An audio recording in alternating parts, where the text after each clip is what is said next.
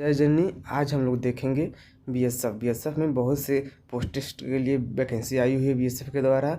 इसमें यह इसका डेट शुरुआत हुआ है 19 तारीख को चालू हुआ था और उसका लास्ट डेट है 17 जून तक। ठीक, तो 19 मई से शुरुआत हुआ है इस एप्लीकेशन फॉर्म भरने के लिए और 17 जून तक ये लास्ट है। ठीक, तो इसमें हम लोग देखेंगे क्या क्या रिक्वायरमेंट है, क्या क्या चीज़ें हमें ज़रूरत है, इसमें सारा कुछ हम लोग इस वीडियो में देखेंगे। ठीक, तो पहले हम मेनली बात करेंगे सिर्फ एएसआई लाइव के लिए।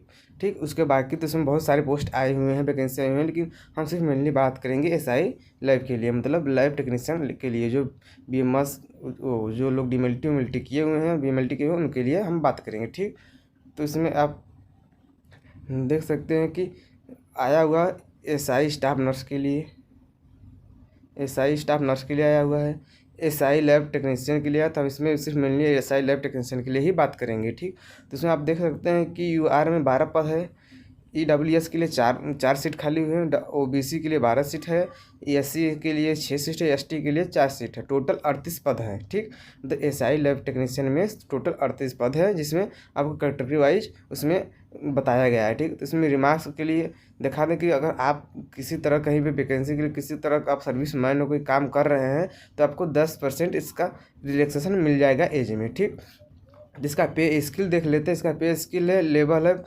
5 में 29,200 से 92,300 तक का इसका पे स्किल्स है। ठीक, उसके बाद हम लोग देखेंगे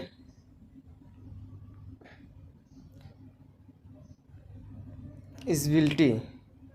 ठीक, इजबिलिटी में क्या है, एसआई स्टाफ नर्स के लिए क्या है 10+2 रिक्वायरमेंट है, तो उसे हमें नहीं मतलब सिर्फ हमें किससे मतलब एसआई लैब टेक्नीशियन के लिए। ठीक, तो हम एसआई लैब टेक्नीशियन के लिए सिर्फ बात करेंगे। तो इसमें दिया हुआ है 10+2 विथ साइंस रिक्वायरमेंट। इसमें दिया हुआ कि 10+2 तो आप 12 से पास होना चाहिए, वो भी साइंस से, या आपका मैथ रहा हो या बायो से, लेकिन साइंस से पास होना चाहिए। ठीक, वो भी 50% तक आपका मार्कशीट रहना चाहिए। ये था इसमें इसका एक रिक्वायरमेंट। उसके बाद डिप्लोमा इन मेडिकल लेबोरेटरी, मतलब आपको डिमेल्टी की करना किया हुआ सर्टिफिकेट रहना चाहिए। ठीक, तभी आप इस फॉर्म में अप्लाई कर सकते हैं। उसके बाद आया हुआ है एसआई फिजियोथेरेपिस्ट के लिए, लेकिन इससे हमें नहीं मतलब, सिर्फ हमें एसआई लैब टेक्नीशियन से ही मतलब है। ठीक,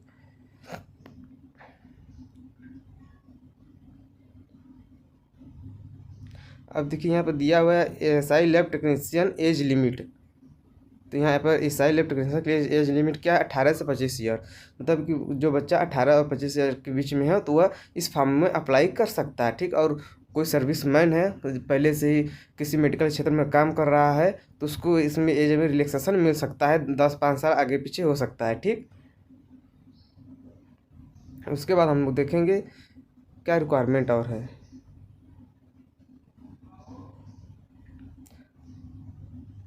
पहले तो रिटन एग्जामिनेशन होगा, उसके बाद फिजिकल स्टैंडर्ड में आप देख सकते हैं एसआई स्टाफ नर्स और एसआई लैब टेक्नीशियन के लिए दिया हुआ है कि इसमें हाइट आपका 165 सेंटीमीटर होना चाहिए मेल के लिए, और फीमेल के लिए 150 सेंटीमीटर होना चाहिए। ठीक, उसके बाद वेट दिया हुआ है, और उसमें ये भी दिया हुआ है हाइट तो हो गया, उसमें चेस्ट के लिए भी दिया हुआ है। चेस्ट के लिए मैन के लिए 76 से 81 सेंटीमीटर के बीच में होना चाहिए, और फीमेल के लिए कोई ज़रूरी नहीं है। ठीक, उसका वेट है तो वेट है आपके हाइट और चेस्ट के हिसाब से, आपके हेल्थ के हिसाब से उसमें इंक्लूड कर दिया जाएगा। ठीक, उसके बाद आप लोग देख सकते हैं कि दिया हुआ है यहाँ पर मेडिकल स्टैंडर्ड, मतलब आपको आँख से कोई दिक्कत होना चाहिए, नियर विजन से दिक्कत नहीं होना चाहिए, मतलब आपको किसी भी प्रकार का दिक्कत शरीर में नहीं होनी चाहिए, तभी आप इस फॉर्म को अप्लाई कर सकते हैं, वरना आप नहीं कर सकते। ठीक,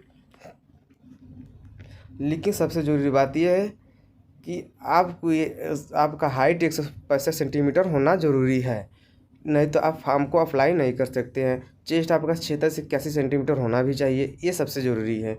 उसके बाद हम लोग देखेंगे आगे स्कोर करते हुए जाइए। यहाँ पर आया सिलेबस कि हमें सिलेबस में क्या क्या तैयारियाँ करना है, क्या क्या पढ़ना है। तो इसमें दिया हुआ है एसआई लैब टेक्नीशियन के लिए। ठीक, तो इसमें आपका फर्स्ट पार्ट में जनरल नॉलेज और न्यूमेरिकल आएगा 25 मार्क का। उसके बाद human anatomy and physiology 25 mark का आएगा। ठीक, उसके बाद थर्ड पार्ट में आपका आएगा जो 50 मार्क का होगा, सब बायोकेमिस्ट्री रहेगा, माइक्रोबायोलॉजी और इम्यूनोलॉजी रहेगा, हेमेटोलॉजी रहेगा, ब्लड बैंकिंग रहेगा। उसके बाद हिस्टोपैथोलॉजी, क्लिनिकल पैथोलॉजी और मॉलिक्यूलर बायोलॉजी आपका रहेगा। इसमें लेबोरेटरी मैनेजमेंट रहेगा। उसके बाद पैरासिटोलॉजी, सेरोलॉजी और वायरोलॉजी रहेगा। इसमें 50 मार्क में आपका ये इतने सारे आएंगे। ठीक, टोटल आपका 100 मार्क का क्वेश्चन होगा। इसमें से आपको 40 से 45 मार्क्स लाने हैं। ओबीसी के लिए 45 है और बाकी अदर के लिए क्या है 40 है। ठीक, तो उसके बाद नीचे भी दिया हुआ है एसआई फिजियोथेरेपी के लिए दिया, स्टाफ नर्स के लिए दिया, लेकिन हमें सिर्फ एसआई लैब के लिए ही हम बता रहे हैं। ठीक, उसके बाद आपका दिया फिजिकल एबिलिटी टेस्ट में क्या रन आपको ज़रूरी है। 1600 मीटर 7 मिनट में लड़कों को मेल में क्या है उसको पास दौड़कर निकालना है। 1600 मीटर में 7 मिनट में क्या उसको कंप्लीट करना है। इसके लिए सिर्फ एक चांस ही दिए जाएंगे। और फीमेल के लिए 800 मीटर है 5 मिनट में, मतलब 800 मीटर और 5 मिनट में उसको कंप्लीट करना है। उसके बाद सेकेंड में दिया हुआ है लॉन्ग जंप, मेल के लिए 11 फीट लॉन्ग जंप करना है, वो भी उसके लिए 3 चांस दिए जाएंगे, सिर्फ 3 चांस। और फीमेल के लिए 8 फीट रहेगा, उसको भी उन लोगों के लिए भी क्या है 3 चांस मिलेंगे इसमें। उसके बाद तीसरा दिया हुआ हाई जंप, मतलब ऊंचाई कितनी है 3.5 फीट मेल के लिए ऊंचाई होनी चाहिए। मतलब जब आप जंप कर रहे हैं तो आपकी ऊंचाई कम से कम 3.5 फीट तक की रहनी चाहिए। इसके लिए आपको सिर्फ 3 चांस दिए जाएंगे। उसके बाद फीमेल के लिए 2.5 फीट की ऊंचाई रहनी चाहिए, इसके लिए भी क्या 3 चांस दिए जाएंगे। ठीक, उसके बाद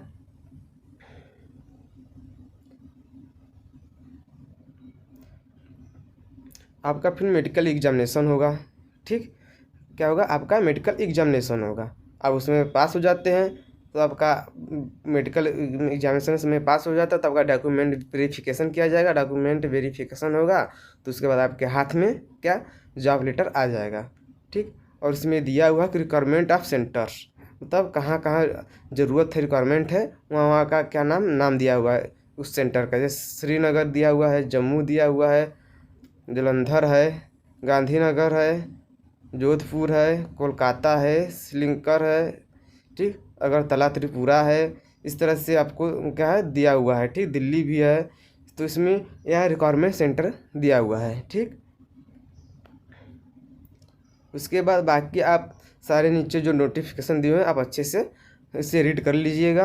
बाकी सारा हम जो था उसको बता दिए हैं। इसमें आपका एलिजिबिलिटी अगर सब में है लेकिन आपका हाइट नहीं तो नहीं हो पाएगा, आपका चेस्ट नहीं तो नहीं हो पाएगा। अगर रन में आप फेल हो गए तो आपका नहीं हो पाएगा, ये ज़रूरी है। लेकिन आपका हाइट होनी सबसे इम्पॉर्टेंट चीज़ है। ठीक, और इसका वेबसाइट है, आप यहाँ से वेबसाइट पर जाकर चेक कर सकते हैं। दिया हुआ है RECTTBSF ठीक, इस पर आप जा करके आप सारा नोटिफिकेशन भी पढ़ सकते हैं, कैसे अप्लाई करना है, इसमें आपको सारा कुछ मिल जाएगा। तो आई होप आप लोगों को ये वीडियो समझ में आएगा। तो लाइक शेयर कमेंट जरूर कीजिएगा। जय हिंद।